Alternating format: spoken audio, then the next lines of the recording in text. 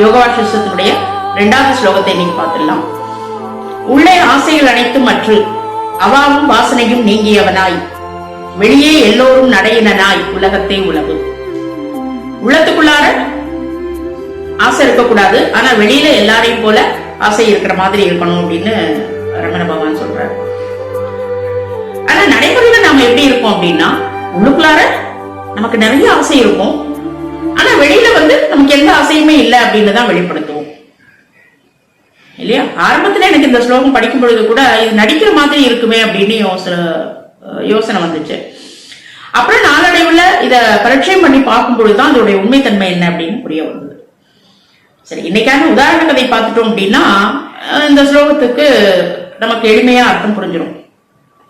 ஒரு அரண்மனையில ஒரு தோட்டக்கார வேலை செஞ்சிட்டு இருந்தான். அவன் நிறைய மலர் செடிகளை வளர்த்தான். அந்த மலர் செடிகள் நிறைய மலர்கள் பூத்து குழுந்துச்சு. எல்லாரும் ரசிச்சாங்க, அவனும் ரசிச்சான். தினமும் அந்த பூக்களை பறிச்சு விதவிதமா அழகழகா அந்த மன்னனுக்கு மாலை கட்டி கொடுத்தான். மன்னனுக்கும் ரொம்ப மகிழ்ச்சி. ஒரு நாள் அந்த தோட்டக்காரனை கூப்பிட்டு, இவ்வளவு அழகா நேர்த்தியா நீ மாலை கட்டி கொடுக்குறிய, உனக்கு எந்த பூ பிடிக்கும் அப்படின்னு கேட்டாரு. அதுக்கு அவன் சிரிச்சான். ஏன் சிரிக்கிற அப்படின்னு கேட்கும் பொழுது, நான் எல்லா பூவையும் நேசிக்கிறேன், இந்த பூதான் பிடிக்கும் அப்படின்னு என்னால குறிப்பிட்டு சொல்ல முடியல அப்படின்னு சொல்லி முடிச்சிட்டான்.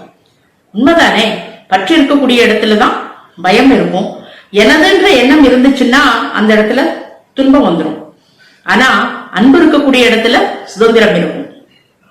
இதத்தான் ரமண பகவான் சொல்றாரு. உனக்கு எது கிடைக்கணும்னு இருக்கோ அது கண்டிப்பா உன்னை சேரும். உனக்கு எது வேண்டான்னு இருக்கோ அது உன்னை விட்டு விலைக்கு போயிடும். சோ நீ அமைதியா இரு அப்படின்னு சொல்றாரு. இப்போ இந்த மலர்ச்செடிகள்ல இருந்து இவன் ஒரு உண்மையை கண்டுகொண்டான். அது என்ன அப்படின்னு சொல்லி பார்த்தா அதான் பற்றற்ற அமைதி.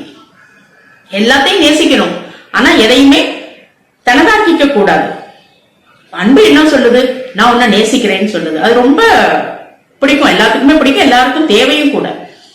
பற்று என்ன சொல்லுது? இது எனக்கு தான் சொந்தம், இது என்னுடையது அப்படின்னு சொல்லுது. அதனால அந்த சர்ச்சைகள் வந்துருது. அதே ஞானம் என்ன சொல்லுது? எதுவுமே என்னுடையது இல்ல, அதனால எல்லாமே என்னுடையது அப்படின்னு சொல்லுது. அப்ப இதுல ஒரு நிறைவு இருக்கு. நாம உலகத்துல வாழணும், ஆனா இந்த உலகத்தை தனதாக்கிக்கணும் அப்படின்னு நினைக்க கூடாது அப்படிங்கறதுதான் இந்த ஸ்லோகத்தினுடைய சாரம். மீண்டும் ஒரு முறை ஸ்லோகத்தை நினைவு கூறுவோம்.